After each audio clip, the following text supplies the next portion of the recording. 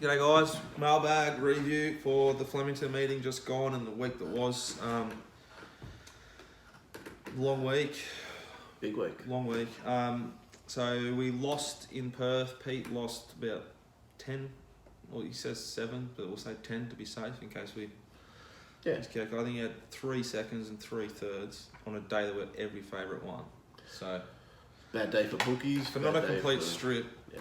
It's, We're not here to tip anyone in the favourites from the up, as a rule. Yeah. Unless they're complete standouts and you have to launch when Rob I reckon probably more. Rob lost, but fucking hell. Just painful. And Wasn't one 51 SP? 60s on Betfair. And It led to the 50 metres and then it was just in the wrong part of the track and should have gone each way, Robbie. It was torture. it was an absolute torture up there. I reckon I can... There's a good question about it later on. Yeah, I can't count how much money I lost up in Sydney from running second. It was a good day in Melbourne, but bloody hell, my bank balance from Sydney. I'm just going to have to stop betting up there from now on. No, you're not. I know. We'll turn around. They'll both turn around. I'm more me Pete's finding the personally. right horses. Definitely find the right horses. Superstar. Yeah, 2 really close Okay, seconds. movers going pretty well for the month. It was a slow month in June. We lost a unit and a half. Yeah. I struggled in June. I was pretty lucky to get to where I got to. We're going well this month. Mayo in Melbourne was good. Wednesday we won, and good Saturday we won. Probably slaughtered a few though on Saturday. I should have backed good and fast. I was worried the sent out on top, so it was perfect, but I was worried where it'd land. And it did land. Only just won by that much. It landed 2 pairs further back than most horses did that won at that point of the day. But it was, but it won. Yeah. And I should have had something at Magic Console. It's a horse I'm on. We'll get into that one. We live and we learn. We do. But so yeah, I'm going to finish July in front because that's my last day. Oh no, it's not. No, I've got Sandown. I'll finish in front. Sandown's my favourite track. I love it. You've got to have Which is confidence. pretty ironic, isn't it? Because when I got here, I hated the joint.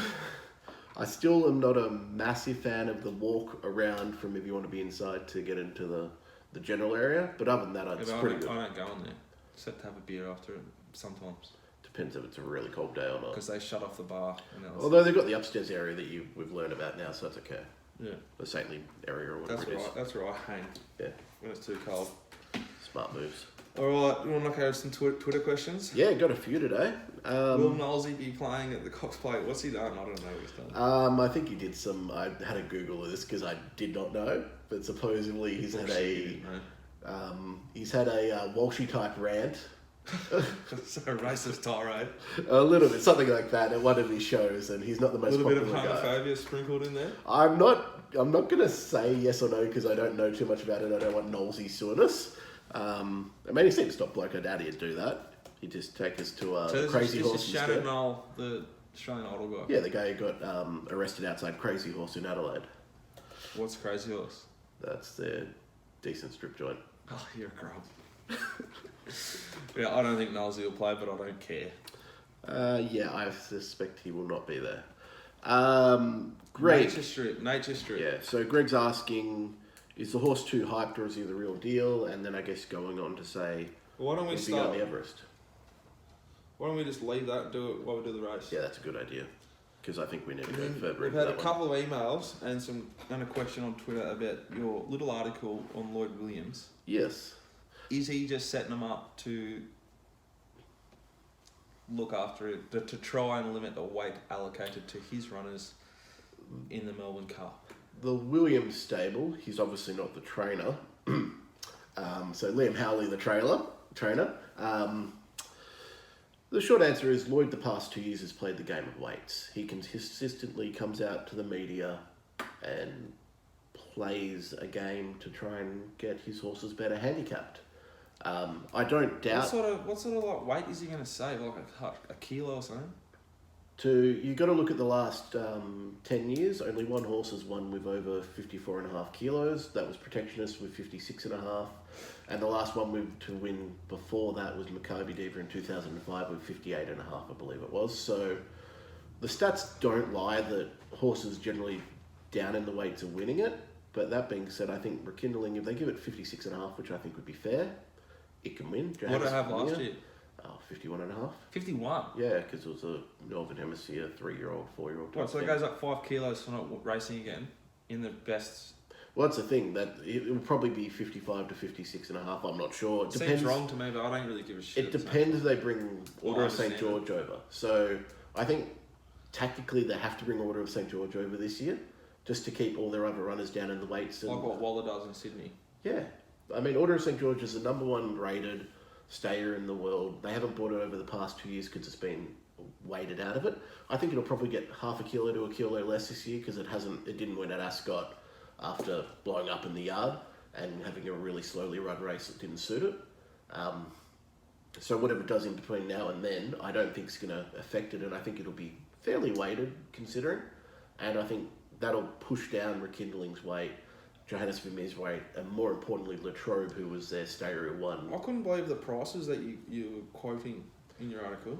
$21 out to 41s. Punters have backed Rekindling back into 26s. I'm definitely on at the 41s, I'll tell you that. You don't need to be able to get much on for a decent result, I guess, well, at that price. Just think of it this way. Do they take more? Do they let you on for more in the bigger futures like that? They don't let you on for too much, no. But Got enough Cup's on. So fat. Got enough on. 2 or 3 bookies were offering the 41s, so did that. And just the last point I'd mention: when was the last time a Melbourne Cup winner who was not injured, was not retired, or had not gone back overseas, did not compete in the Melbourne Cup in the next year? I would. Mate, I'd look up that horse from Thursday. I would be having a guess that it'd be World War II. Now I don't know it for a fact, so sorry for not bringing the facts to the show, but it would be extremely rare for a horse that has won a Melbourne Cup and run second in a Melbourne Cup as well, the other horse, Johannes Vermeer, to not back up in a Melbourne Cup. They'll go a weight for age route, no doubt, but to avoid any more penalties. Well, that actually makes sense to me as a not that interested person in this, if you're watching. So potentially you're saying there, do not back Johannes Vermeer or Rekindling in any Caulfield Cup markets. Is that your suggestion? Well, it depends. I actually don't know what's happened with the rule with the Caulfield Cup now. You remember last year they were trying to make it a weight for age race. I think we find out what happens in July because they haven't released the new calendar. Okay. So we actually don't know if it's going to be a weight for age race or I'm not even So if it's a weight for age race, they might run. Even if it's a handicap where you can get a penalty, they won't run. I'm pretty sure it was 2019 they were maybe talking about the weight for age, but we don't know. It's still all up in the air. They were trying to make it from this year onwards. So enough on that, I reckon. So we've got 2 more questions. 3 emails. Yep. We're going to read 3 out. Quick one from Daniel. Dicko, I see you tweeting a bit about the game is gone. Are you referring to AFL and are you a big fan of a team? Yeah, welcome to the show, Daniel. I am a big Swans fan. I don't want to talk about that too much though because this big prick next to me follows Geelong. And Hawkins was good on the weekend. Hawkins is the heaviest player in the AFL to not be able to mark a football in his hands. Still been able to kick 3 goals plus the past 7 weeks, every game. Consistent. You're still defending him? Yeah. He's done a great service for us. One other proper footballer who doesn't take a lot of marks with his hands and he's also the best forward in the comp. Because he's actually agile and can kick and run. Just a shame there's no one else around him that can kick some goals to help you boys out. Yeah, well that's why I don't want to talk about footy because Sam Reid just got... hurt himself on the weekend, so I was kind of holding out hope that when Sam Reid came back, it would fix the structure, which John Longmire doesn't seem to be capable of fixing, and it'd straighten us up a bit and we'd play better footy. The 2 weeks before, I went and watched them play Richmond, and Jack Rewalt had about 25 one-on-one contests, from 35 out from goal to halfway. Buddy Franklin had 2. When you're coaching footy, if you're giving up one-on-ones at one end, you've got to be getting them at the other. You can't be... Your star, who you're paying massive money to, cannot be getting crunched and 2 or 3 guys jumping on him every time he goes in the footy, whilst their other star, who's nowhere near as good as him, is constantly getting one-on-ones. I'd say Jack Rewalt's underrated. For the job they've got him doing now. Please. No, he's not even rated. He won't get top 20 in March. Anyone who runs around pointing when they're 30 years old after kicking goals, he's not fucking underrated. He's a good player, but he's well and truly rated. Mate, if you were still going around, you'd be pointing, you'd be doing the little... I would. That's how, that's why I question him as a bloke. Horse would know this. If you're kicking goals, you're not then running after it. You're avoiding running at all costs. Yeah. It's a waste of energy. Yeah. The sort of bloke who gets so excited, I've kicked a goal, it's sort of like blokes who like cats. It makes me worry. What, like Melfi? I just worry about Geelong Mosh shits me a lot. I think he's not as good. I think he's overrated. Fair enough. Another question. I was tweeting about the umpiring. Yeah. There was a decision yesterday. The Essendon game versus Collingwood was a really good game of footy, and he like pinned his arm and dropped him, and he hit his head. He didn't even hit his head, but he knows now if I lie here for a bit, it'll look like I might hit my head. It's holding the ball. Yeah. For 160 years, it's holding the ball, and now all of a sudden, that was too dangerous tackle. Like we're watching Auskick. Yeah. It's a disgrace. It is the rule now, though. If you go too hard at the footy and put your head over it, you can give away a free kick for taking out someone's legs. Yeah.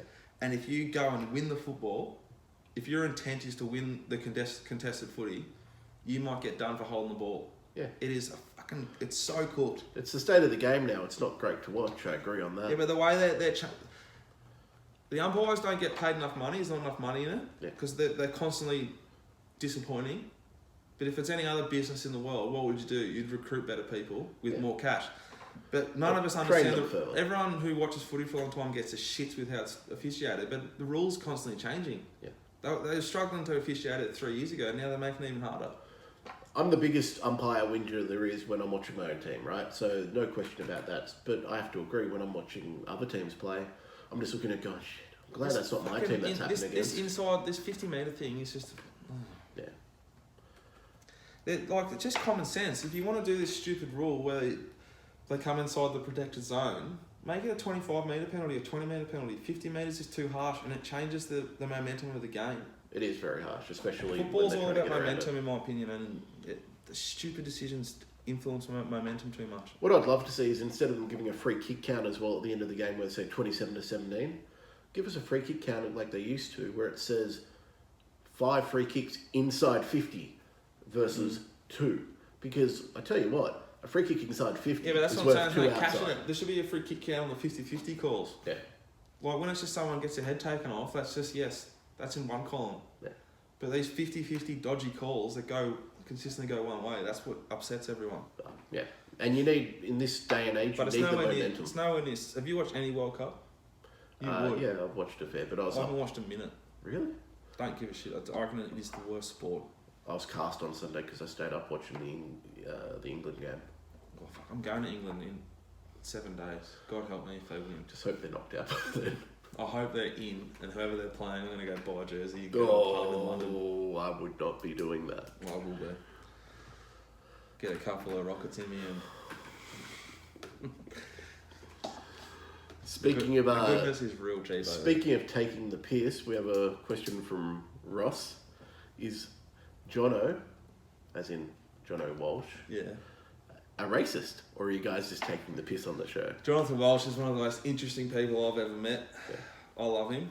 I wouldn't call him a racist. No. Sometimes what he says sounds like he is a racist, or he's homophobic, which he's not either. No. He's a walking contradiction. He's a very interesting man. Yeah. Loves his cats, which would, to me, be a red flashing light that is not a good bloke. Yep. Like someone who wouldn't drink, as he says. That's one of his favourite sayings. Yeah. Doesn't drink, can't trust him.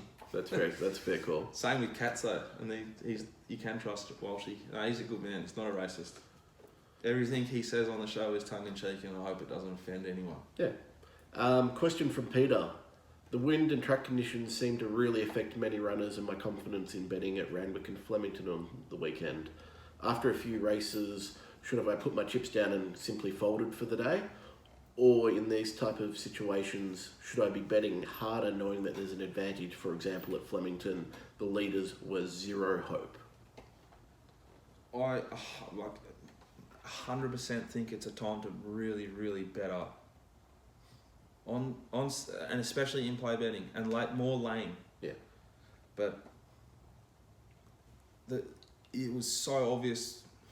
The sooner you clue on to what's happening, it's say there's like, you know, a basketball size amount of gold, and throughout the day it turns into a cricket ball and golf ball, you know, there's a little bit of fat left for you. Yeah. But the sooner you can click on to what's happening, I didn't watch Randwick really. Yep. I watched the races, I watched the last 400 sort of thing. But at Flemington, you did not want to be rails in run. No.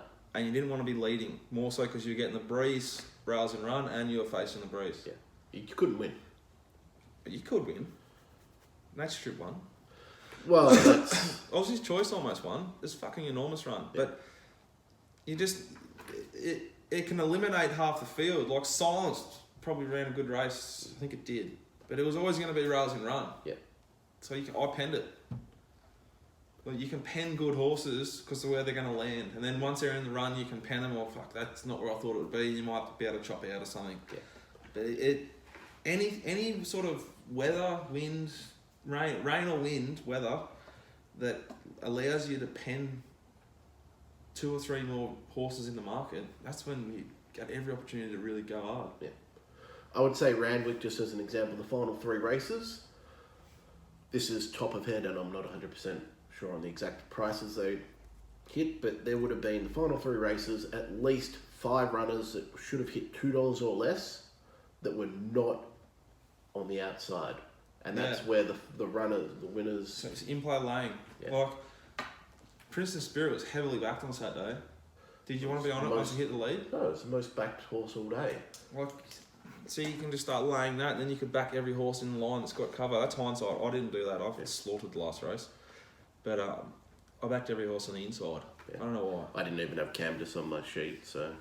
I've written half a thing about it. It'll be up Yeah. during the week. Yeah. I'll leak a bit of money there.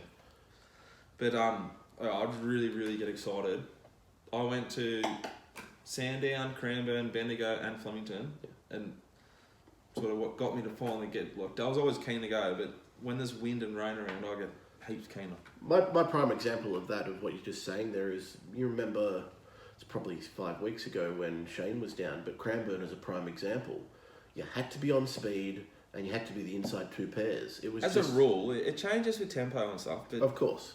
Yeah, 100%. That's great. I think the last 5 winners were that exact combo, and it was just once your horse got there, you're so much more confident. Yeah. So you weren't wanting to back before the race, unless there was something that you knew was going to lead, and you thought, okay, I'll get a better price now. And I'll try and cover that in the Manningham Mail. I give a Manningham report, but my betting advice is off everything. Yeah. You know, we're talking to Peter Ellis and whoever Well, else we can. You're walking the track with Peter, I saw on Yeah, Saturday. so I'm trying to get every bit of information I can because it's all relevant. And every little bit of gold you can get before everyone else figures it out. Yeah. Perfect. And that's why I think Craig rode, whilst I agree he tries a little bit harder, which is a concern, Of course. but he is smarter than most. And he rides, when it becomes extremely tactical, he comes to the top. When I got there Every in the horse morning he had, as well, he snicked horses, which is normally I don't like, but he put him in the right spot. Like 60s Groove, he was just like... Yeah. Mintha, same. he walked the track, and I saw him talking to Peter Ellis Still before knows the one. races. Yeah. He loves it, doesn't he? But he was talking to Peter Ellis Like before the Lisa races Jones, as well. looks So. like Lisa. Good old Lisa, that's a blast from the Oh, past. she's a star. Like good Lisa. Righto, we're dragging this on, Drew. Yeah, race 1. 1,600 metres, won by Mintha. Good start for the boys here. Yeah. Good start. Thank God. Stand out from the yard. I think we... Clear form Did we horse. price it about $3? I think it was right on $3, but you can pull it up. I think I thought it would start around that. I was concerned it was too short Thursday night. But when you see There was it, a fucking moral in the yard. yeah, And it's as big a bet as we had all day. yeah. Casa de Lagos ran on really Good. well. Suited though. Yeah. Suited. So was the third horse. I thought Pageantry. El Ganje was the run of the race. Yeah, well, it's just had no hope from where it was sitting in run. Yep. I think Diamonds was really disappointing. They backed it and it's just shown absolutely nothing. I think undoubtable miss. I'm not sure what to do with it. I thought it would run better than that. I didn't. I thought El Ganje was good. Pageantry's on track. It'll win the right race soon, Pageantry. Casa de Lago is a proper horse for this time of year. But Mintha's got a bit of quality. Yeah. Really, really nice horse. I think they've finally got it going well enough, and I think Flemington really suits it. I'd be taking on it back at Moonee Valley if they ran it there. No, it's not Moonee Valley. It was a heavy, dirty track. Yeah. So we ran like 1750 that day. Fair enough. It gets a mile. I don't think it gets any further. Okay. On a good track though, nice. Yeah. It was quite firm on Saturday with all that wind. Race 2, Drew, 2,000 metres. Boring race. This horse is not going to win a big race, is it? Ooh. See, I had this as a horse that I thought, if they've run it like it mapped, and I thought, this race, I couldn't see much speed in it because I was looking on the paper and I was going, okay, well, Second Bullet's probably going to go forward but not push the pace. So Brigadier's the only natural speed runner. And the last run it ran at Moonee Valley, it didn't push the tempo. And that's exactly what's happened here. It's got a turn of foot that is, I'm not going to use the word elite, but it's really good. Huh? It's got a good turn 60s of groove. foot. Yeah, it's got a good turn of foot. I don't agree. It was a complete perfect run for it. Don't believe in the horse at all. I don't think we've actually seen what it's got to offer in a true staying test. Yeah, but it got everything to suit you. It won't get that again. It's had it the last 2 runs is what I'm more It'll saying. get it again in shit races like this, and it'll be $1.40 and make your own. Yeah. Decide for yourself. It paraded like, I don't like the horse. Yeah, it was an average parade. Kalani Kid wasn't ready, would you say? It's near ready. It's disappointing. Yeah. It's a shitty race. I think it was one away. The staying races were I'll be very careful going forward with these staying races. Yeah. And I'd say the tempo didn't suit Kalani Kid, so it was never. The track didn't suit Grand Dreamer. Grand Dreamer could come out and win next start on a soft track. There are a few that can go on from there. Very careful going forward. Not Hipparchus, though. Oh. Nicest looking horse you'll ever see. No. Race 3, 400 metres, mares. So I think the boys nailed this on the previous show. I liked everything. Did I? Yeah, you guys were making the right calls, and I was agreeing with you because Miss Gunpowder was stepping back in class from open class to fillies and mares, whereas you've got Miles of Krishan that was stepping up in class. So what you've essentially got is you've had the wrong prices on these horses, is what I'm pretty sure you guys are talking about on the show. You identified Hussey's Go as the main danger to them, but you're kind of talking up Miss Gunpowder. I ended up liking... Well, we backed Miss Gunpowder from the yard. Yeah, I ended up liking it. I was very keen as when you've seen it from the yard and basically declared it. I still think more than half the reason it won is because of the way Craig rode it. Yeah. But I'd say it's got 60 kilos against 54 kilos of the rest there for a reason. It's the class horse. Yeah. Its 2 previous ones were really good. You were at Swan Hill the last time it paraded. I can tell you it paraded and it improved on the weekend. Yeah, well, that's how I looked at the race. Best horse in the race. Yeah. Perfect parade. Let's bet. Yeah. Craig, please God. Why does he care about these premiers? No, that's not good. What do we do with Eagle Lil? Because I actually think this is a horse that... keep watching it, yeah. It'll go to Pakenham or somewhere next start. Yeah, but it's not as suited at Pakenham. Yeah, but you'll get... suited by the Flemington Straight. You'll get 8 or something wherever it goes next, back in class, I reckon. I'm kind of interested in Motown Lil next start, that's it. Okay. Disappointed in Sharon. Very disappointing first up. Race 4, 600 metres, 3-year-olds. Speaking of disappointing, Mount Kilcoy. Peter Ellis do the tactics here for Robbie Griffiths. Yeah. Fuck me, what a clinic. Like, this thing was on the fence. Yeah. Yeah. And he just popped off. Bit of cover, please. Jai. Good Jai. Yeah, well, this is just tactics win races. Yeah. Especially on... The tactics are worth like 10 times, on tricky days. Oh, and he's worth more. Fucking nailed it and it pissed in. Well, especially when you look where the main dangers actually sat in run. So you've got Mount Kilcoy at 7th. You had to remember the names next to it in 6th on the rail. Yeah, and I think it's worth noting that I saw Dean Yendall copping it on Twitter. Anyone who thinks Dean Yendall decides where these horses land in the run, I think you're wrong. Yeah. I think it's the weird connections stable decide exactly where they want him to go and how they want it ridden. That's why he rides for them all the time. Yeah.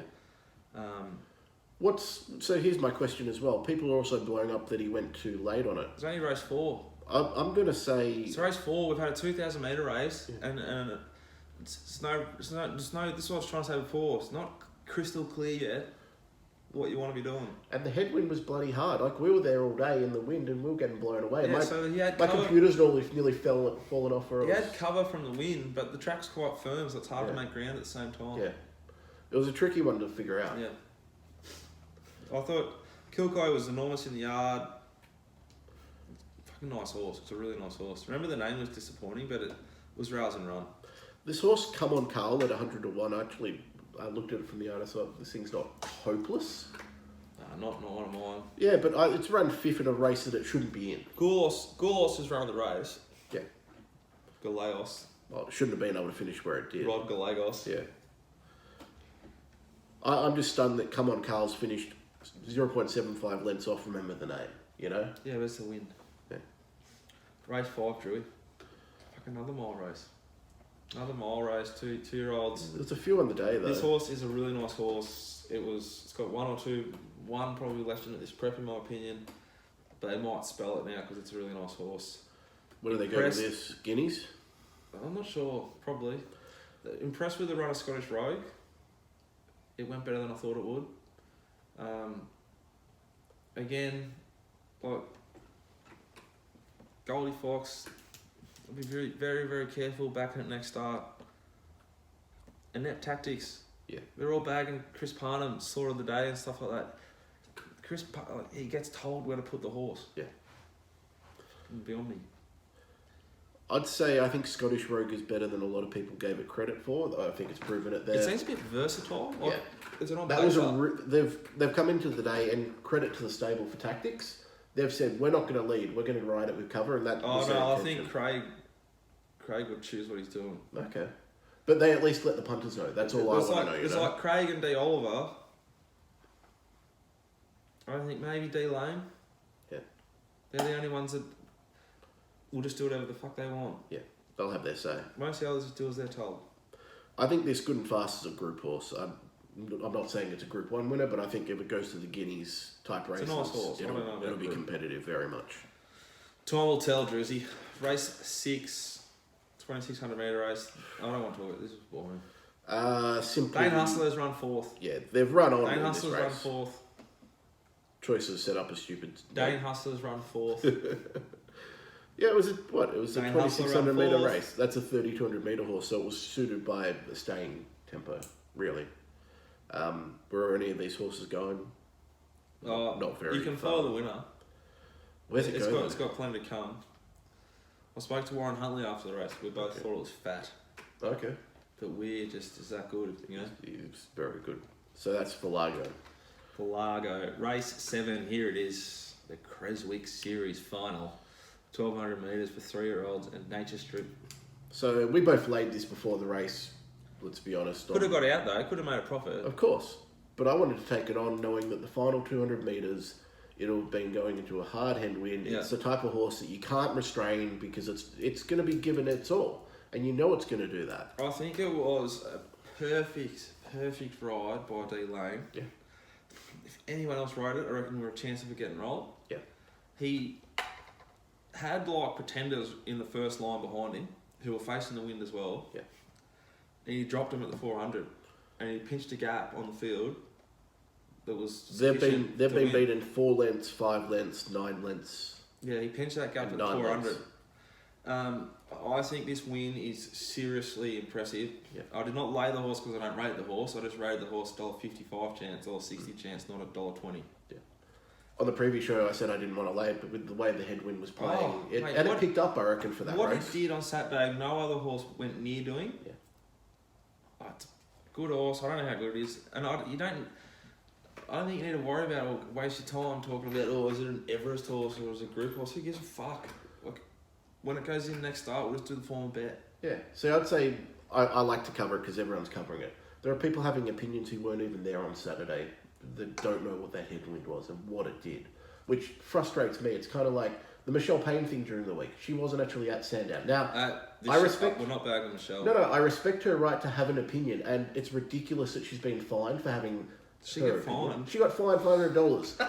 Like, Lloyd Williams has bagged the Flemington track how many times? Oh, it's like North Korea. Like, they showing the rant. How dare you have an opinion, even if it's wrong? Fine 500. 500 or 1,000, but 500. Suspended. And she had to take. She took down the tweet and backtracked, and the Traders Associated and called her and stuff. It's a bit ridiculous, right? Oh my god. Like, sorry, you're not allowed an opinion, are you, these days? It seems. And her opinion was based on the previous 2 times her horses had gone to that track. Now, I'm not bagging the Sandown track managers either. There's nothing they could do with the winds that were around. It's just she's wanting a track that's softer. I love Sandown track. I think he's one of It's the great best. for betting. It's great for betting. She's let us say whatever she wants. Short answer on Nature Strip. $500 fine. I know, it's ridiculous. The short answer on Nature Strip is, can I find 5 horses right now that are going better than this horse that I want to get into the race? There's 3 internationals I would choose ahead of it, and then I doubt there's more than... And that's just because you generally firm right up for internationals. Well, it's probably 1.5. Really, who knows? But I don't give a shit. I know that... I really don't care. Like, I back it against Scholes. Yeah, I would. Which is in. That's how I look at it. I'd back it against Scholes, agree on that completely. But what it did on Saturday was quite impressive. I would have laid Red Zell the same race. Yeah, that's fair. And I think they would have SP'd about the same price. In the same race, I reckon Red Zell, just because of its... Probably would have been $1.20. I think Red Zell would have been shorter. But I think Red Zell's the top level. It was what it did on Saturday was extremely tough to do. Yeah. I'm not disagreeing with that. It was so windy. Yeah. You look at the last race down the straight, like, no one wanted... They went so slow because all these guys had just done it and they didn't want it... They knew how hard it was. And they're trying to mother the horse through it. Yeah, well, you have And to. the horses that still went really slow couldn't kick on. I'm pretty sure, and this is just... It's like... Feel The best way to describe this... Actually, I just thought of this. Yeah. In my head, it's like watching the Tours of France and like a peloton. Yeah. And they peel off and let the guy go. Yeah. That's what the straight was like on Saturday. Oh, definitely. And we're sitting there ready in play, order of command. You see it's peeled out, you know it's going well. You just wait until you just hit that button just to back it, right? No, because I did my nuts. No, I just gave up. I gave up in this race. Okay, I was ready for it. He pinched the mark, right? He pinched the lead, like, when he went past me. He was miles in front. I was like, oh, I'm fucking dead here. I was thinking the same, but I was still just, having a bit of... But I still sent the horse out on top. I just said I think it's too short. Oh, no, no bet. There was no It knocks was from the complete yard. enough to stand out in the yard. Yeah. Righto. Speaking race 8. of which, let's go to race 8. It wasn't a stand out in the yard. It was another great ride from Craig. God almighty, he was good here. He just let Mossendale tag him along. He got in front of 3rd place. Yeah, so Galaxy Raider too far back. My case bet cut play, I had backed it. So I sent it out on top from the yard, maybe Galaxy Raider. Yeah. Can't remember exactly. I thought you had Aussie's Choice in there as well because that paraded really well. It's in the numbers, but didn't want to bet it because it was leading. Definitely. I couldn't believe how short it was as a leader. Yeah. I backed Cool Chap as well. Yeah. Cool Chap was enormous in order. Galaxy been Raider's a good disappointing. run. The more you look at this race, the more runs you'll find. I think Aussie's Choice was the run of the race. Very, very forward, a very near top in yard. I'll be careful though. I think this is a prime example of a race where people are trying to be a bit too creative with the form and trying to discount Magic Console and saying it can never do what it's done or go near that again. No, I reckon that's... No, because it went to like a peak. Yeah. So but it's then actually done it again. It's gone. Yeah, I forward, agree with right? that. But like, you can understand the thinking of being nervous about it repeating a peak. Of course, but they've bet $8 in a race where Aussie's Choice is always going to run them along, so I know that I'm going to get the same tempo, right? Yeah. Like, that's a big thing for me with, like, the 60s Groove races, prime example. If I had Magic Console in that race, I couldn't take $8, but I know that the type of tempo they're going to do in this race is going to be genuine. So I'm saying, okay, what price do I need Magic Console to be betting here? That's what shit me here, is I marked the horse shorter than an SP and it was sweet in the yard. Yeah. It wasn't, But that, like, it wasn't a standout in the yard, I'm not- though, I'll agree on that. I stuffed it up. Who cares? Like, I'm not going to beat myself up over it. What do you think of Was it in Mossendale? my numbers? It was. I backed Galaxy Raider. Like, I should have backed it each way. It's run 3rd. Yeah. I thought it was the main overs of the race. And then when I got my prices, we'll see that. It's come from the clouds, really. It's But that it was 13th suited. run. It was outside of Silenced. So Silenced probably just as good a run with a better SP. So next start. Even so, I still think it was very hard to make that much ground up for the day. Like, it was a long way back. Galaxy Raider was an enormous run. Mossendale, I think, is a really good horse. I think I keep underrating it. It was a very good run, wasn't Yeah. it? I mean, it did have cover, but it also was 3 wide, no cover. cover from the breeze coming across him on the turn. I'm saying, and but it was still 3 wide, no cover. Yeah, exactly. There are some really good runs here. Obviously, Aussie's choices. Actually, I'm happy with how I bet this. I just should have probably gone each way, Galaxy Radar. That's my biggest overlay on my prices of a horse I found from the yard, which is generally how I operate. Yeah, fair. Any complete forgives here? Oh, there's any horse rails in run. Yeah. All leading, forgive. All day. Very true. Race 9, 1,200 metres. Willow brings up 15 for the day. How many was this? He's 6th? He's 6th, yeah. Perfect ride. He's a genius. Perfect ride. Disability get shipped off to the Weirs now? Well, I was going to ask you this. What odds? That it goes, you'd be betting $1.50, wouldn't you? If I saw $1.50, I'd back it. I was going to say too, something like that, so it was... It depends who owns it. I actually don't know who owns it, so... Again, all the shit we see and hear about, and Michelle Payne got fined $500 for talking about track, which was an opinion that the game didn't want. Fined $500. Robert Smurden saw him face an inquiry or been heard from, and he's got horses here that 12 months ago would have pissed this in. Yeah. Perfectly suited too by the wind. Yeah. Little smoke the pipe cover job. Bang. I tell you what, it looked to be flying for 400. Yeah. Like, I actually thought it was generally going to run a race. Parade enormous. Yeah. Then it's run enormous parade. It's about nothing. Fucking hell. How isn't this... You know Four Corners is on tonight. Got to watch it. I think it's like 8:30. ABC. Highly unlikely I'll watch it. So it's massive. Jack Irish was on last night. Oh. I didn't watch that either. I reported it. You must have been on a hot date. You know I like to spend my Sundays. Yeah, fair call. And my Mondays. I spent mine sleeping. I was cast. What's new? All right. That's fair. Candace good, just highfalutin, very impressed with it, but it was suited. I think run of the race, and you said this before the show as well, Princess Spirit run of the race. And Princess Spirit, we agreed, will be our horse to follow from Flemington. The horse had concussion plates on a firm track as well. It's run enormous into the wind, concussion plates. The other thing you said was the most important thing. Heavily backed. Yeah, it was the biggest go of the day, by a mile. And this is a horse, I'm not a fan of coming off a lameness issue. I'm a good fan of it. So I'm a fan of the horse, but it got scratched prior to race day, the previous start, and that was by steward's order. So there's issues with this horse, but they just keep figuring them out. There's bigger issues with ability. Fair call. Yeah. How about Divine Quality? What about the ride on that? Let's be honest, right? That's not trainer, that's jockey, this one. And he just had to get cover. I think... No, I was listening to Robbie Griffiths before the race on the... Yeah, but they jumped and they all went so slow. But he basically said... He jumped from... What did he jump from? He jumped from 2 and it jumped clean. So he's like kind of there. You just got to do anything you do just to snag it and get that cover, no matter... Yeah, in hindsight, that's what he does. Yeah. Disappointing. We backed it. Yeah. It's disappointing. He's had a good few rides on the day, Jai, so he's allowed a bad one, They're all our bad ones. It's fine. It happens. It's racing. Yeah. Okay, horse to follow.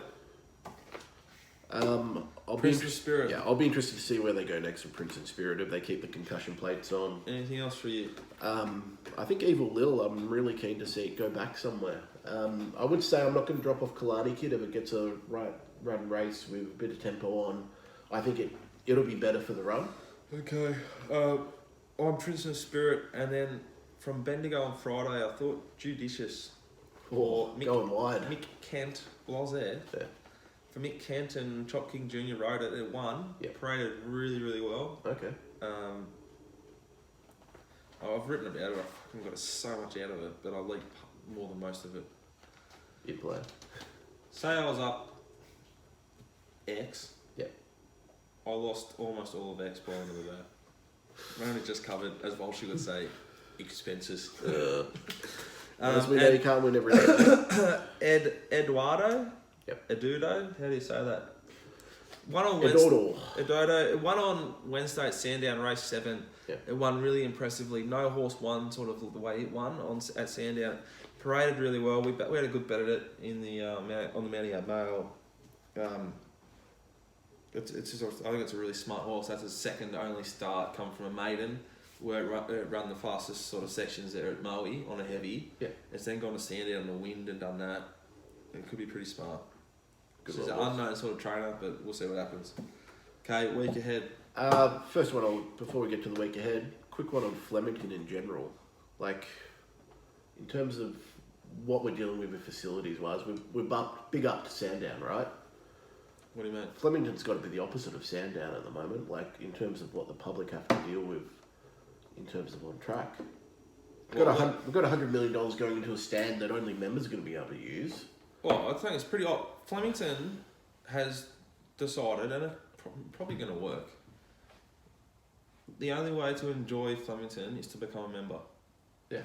So those who can afford it will become members, and those who can't are fucked. Yeah. And that's their strategy, and I think it's going to work. I'm probably going to end up having to figure something out. Because at the moment, you watch the mountain yard out there by yourself in the cold, pissing rain. Yeah, And then you've got no to cover. walk a mile to the betting ring. Yeah. Or walk a mile to where I like to bet and run. Well, the new betting ring's going to be out the back as well. So it'll be it's even just further cast. to get to if you wanted to bet in a betting ring. I don't enjoy going to Flemington that much. I much prefer Sandown. But Sandown's got nothing fancy, it's just smaller. Yeah. Moonee Valley's the best, but they're ripping that down. Caulfield's good. Yeah, Caulfield is good for the general public. Yeah, it's solid. I think they reached a little bit too far about 2 or 3 years ago, Caulfield, and they got a little bit of slap on the wrist from the punters going, hey, that's not good, and they brought it back. Well, they did put a pool in. Yeah, it's out of the way though, at least. I mean, Yeah, well, that's where I like to stand. Yeah, I'm not a fan of the during pool, the races, but you watch when the big races come, we'll be cast. Yeah. That's what shits me, but I don't think anyone will ever care about it, is the people who go every week, regardless of whether they're a member or not, they should be valued more in the racing game. Yeah.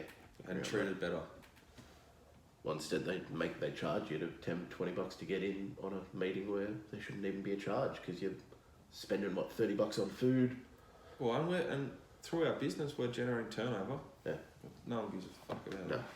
Don't worry, media get in free. Do they? Yeah. And they get a coffee and everything, mate. Don't you worry about that. Plus, there's special Wi-Fi. Depends where we've got faster internet than them. Well, yeah, that's true. There's Maybe pretty not cars. on the Dolphin, but who knows? Well, you might need to sort out that sort of media stuff. A little job for you on the way. I tell you, it's hard. Okay, anything else? Week ahead, or you want to talk about something else? Week ahead. So you're at Sandown. Sandown on Wednesday. Pete's at Belmont. Looking forward to it. Is Pete going to Belmont this Wednesday? No, I mean Friday. Sorry. Yeah. Sorry, Saturday. What am I saying? Right, Friday. calm down, Drew. Yeah. I'm going to Sandown on Wednesday. Pete will be at Belmont on Saturday. Rob is away for a wedding or a holiday, I'm not sure. I will be away for the rest of July. I'm going away on a holiday. Could be a dry July. What? Dry July? You doing dry July? No, Fair enough. best man at my brother's wedding. Fair enough. In the UK. Nice. Anyone who's met my old man or my brother, nothing. No, that's not No chance of anything yeah. being dry. It's gonna be big. But So- looking forward to it. Sounds exciting. It's gonna be big. Yeah. And then from the next week, Pete will be. From Wednesday week, we have every Wednesday covered from wherever they're racing in Perth. Perfect. It looks like it's Belmont if you just keeps on going. Yeah, God, they Wednesday, bash that track Saturday. up, don't they? Well, I'm not sure. They must be doing renovations to Ascot just as a off-season Yeah. thing. Fair enough, I guess. No, I've got big plans for Pete, so excited for him to sort of do 2 a week and start to step it up more and more. Perfect. Anything else? No, that's all. Just got a few articles going up tonight, so. Yeah, I've pretty much written one. You finish it off, or you might finish Pete's- it off. He'll Pete make sent it his readable. through, so that'll. He has. Yeah. Oh, he's flying. Pete I know. doesn't really even bother. Yeah, Yeah, send it through. Yeah, send it through. Good stuff. All right, guys, have a great time. See ya. Bye. See ya.